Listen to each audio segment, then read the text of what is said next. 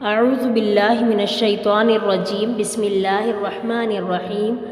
حضرت علی رضی اللہ کے اقوال: اگر کوئی تم سے ناراض ہے اور اسے اس بات کا غرور ہے کہ تم اسے منا لو گے تو اس کے غرور کو ٹوٹنے مت دینا۔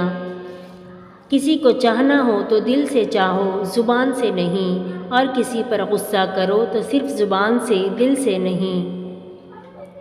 حضرت علی رضی اللہ: اگر انسان کو تکبر کے بارے میں اللہ کی ناراضگی اور سزا کا علم ہو جائے تو بندہ صرف فقیروں اور غریبوں سے ملے اور مٹی پر بیٹھا کرے۔ علی رضی اللہ فرماتے ہیں کہ زندگی کے 3 اصول بنا لو۔ نمبر 1، اس سے ضرور معافی مانگو جسے تم چاہتے ہو۔ نمبر 2، اسے کبھی مت چھوڑو جو تمہیں چاہتا ہے۔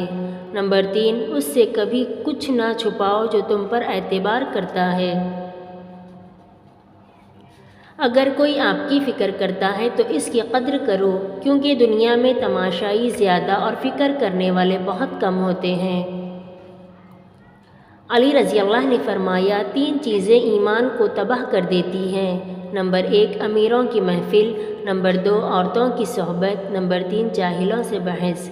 اللہ حفاظت کرے۔ جس انسان کا غصہ زیادہ آتا ہے وہ انسان پیار بھی اتنا ہی زیادہ کرتا ہے اور اتنا ہی صاف دل رکھتا ہے۔ جس شخص کو دین کی نعمت مل جاتی ہے اسے دنیا اور آخرت کی بھلائی نصیب ہو جاتی ہے۔ جب معاملات تمہاری پہنچ سے نکل جائیں تو اللہ پہ چھوڑ دو، وہ سب کچھ ایسا کرے گا کہ تم کبھی سوچ بھی نہیں سکتے۔ انشاءاللہ وہ دن جلدی آئے گا جب ہم بھی مکہ میں بیٹھ کر قرآن پاک کی تلاوت کریں گے۔ آمین۔ آپ صلی اللہ علیہ وسلم نے فرمایا کہ جب بندہ کہتا ہے یا رب یا رب یا رب تو اللہ تعالیٰ فرماتا ہے لبیک عبدی، مانگ تجھے عطا کیا جائے گا۔ اپنے بہترین وقت کو نماز کے لیے وقف کر لو، کیونکہ تمہارے سب کام تمہاری نماز کے بعد قبول ہوں گے۔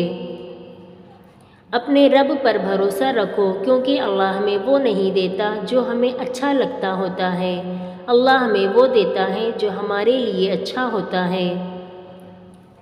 کبھی بھی کامیابی کو دماغ میں اور ناکامی کو دل میں جگہ نہ دینا، کیونکہ کامیابی دماغ میں تکبر اور ناکامی دل میں مایوسی پیدا کر دیتی ہے۔